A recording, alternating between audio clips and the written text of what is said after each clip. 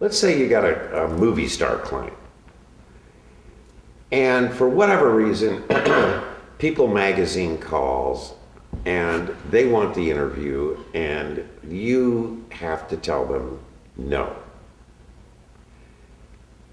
5 minutes later, another client calls and says, get me an interview with People Magazine. How does that one go down? Like this.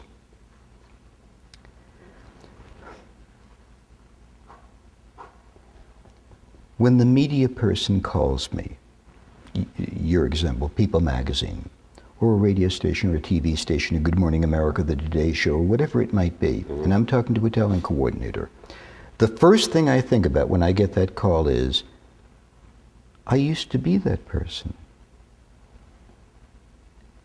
In that previous incarnation, when I was just beginning, before I had a producer who made those calls for me, I had to pick up the phone and say, hi, my name is Elliot, and I have this college radio class, and we don't reach a lot of people, but everybody in the school lunchroom listens to us, and we really would like to talk to you. And do you think I can come over to your house for 15 minutes and tape record an interview? Right.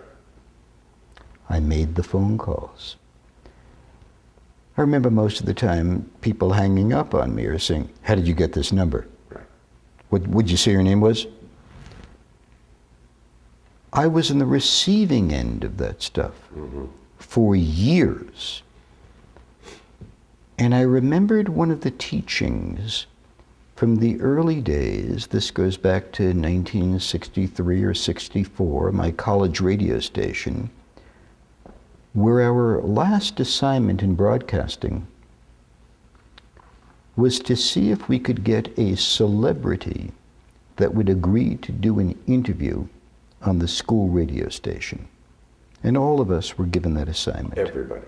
Everybody in the class, the 30 people in the class. But I mean, that's happening today. Is that still one of the... It's still exactly one of the things you have to do, yeah. That's good to know. It was 1963, 64, 65, and that was the final class assignment. Find a celebrity who would be willing to do the school radio show. And I went about the business of doing that. I called the Screen Actors Guild. I got a list for free of all the agents in Los Angeles. I found out who represented who. I looked at all the movie magazines. I looked at what was big in the movie theaters.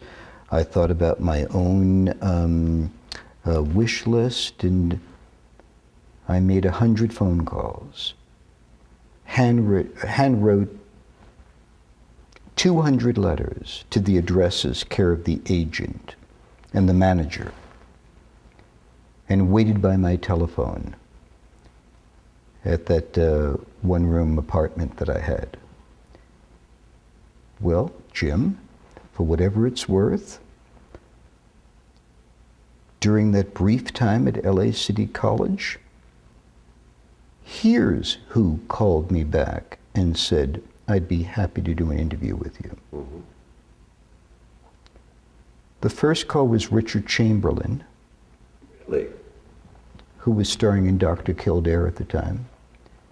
The second call was Jane Mansfield, who said, come on over to the house and we'll just kind of hang out together, and we can, you know, after we hang out, you can do the interview with me then. And the third was Jack Lemmon. My God. Who said, well, I'm doing a movie right now, but it's over at Columbia, it's at Gower. I take a lunch break. If you'd like, bring your tape recorder over and come on down. Those were the three that I submitted. I remember the night that I interviewed Jane Mansfield and went to her home. By the way, Jane Mansfield was kind of this superstar before Raquel Welch. She was the sex siren. She followed Brigitte Bardot. She was, you know, the gal. And I did the interview at her house with the heart-shaped swimming pool on Sunset Boulevard. I think I took the bus to get to her house. I didn't have a car at the time. There's a photo of me with Jean Mansfield and Oh my God. my little tape recorder, and I spent 3 hours with her. She was fantastic. She was great. I mean, she was highly educated. Yeah. She, I think, had just done an album of Shakespearean poems. I mean, she welcomed the opportunity to talk to the 18, 19-year-old kid from KMLA for reasons unknown. But at 9 o'clock in the evening, she said, "Honey, I would like to talk to you longer, but I've got someplace to go." And she left, and she was wearing this black leather jacket and these tight black pants. I mean, she looked like Jane Mansfield, if you know what I mean. Oh yeah. She was hot. And she left. Many years later, in conversation, I found out where she went. She went to the Whiskey A Go-Go to meet the Beatles, who were performing at the Hollywood Bowl, who had secretly said to their manager that that's one of the people they wanted to meet when they came to LA. And as a running gag between John and I would always say to him, "Well, you know, I met Jane before you met Jane." So I digressed. What do I do when I get the call from people or the talent coordinator from Good Morning America, etc.? I used to be her. Most talent coordinators are her. It's the worst job in the world. Imagine working for the Today Show, Good Morning America, Oprah, Larry King, etc. Your job is 5 days a week to deliver 3 superstars in studio or via satellite within 24 hours. And that's your job.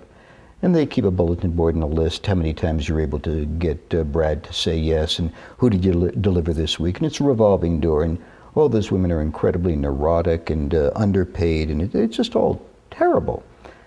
When I get those calls from those people looking for a client of mine, I play it completely, absolutely straight with them. I say, I understand what your job is. And I understand you want to get to my client.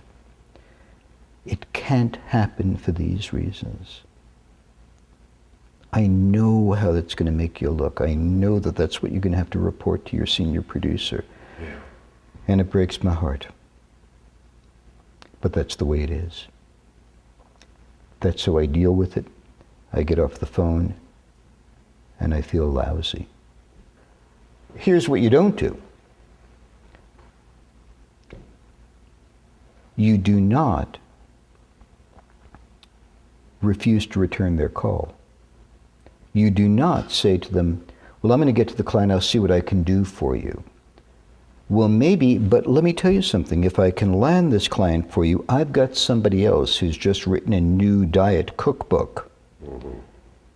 And if we can do a little bit of media trading, you know, if I can deliver the biggie, if you would land this spot, you know, that business of negotiation, which goes on all the time, trading one for another, you don't do that.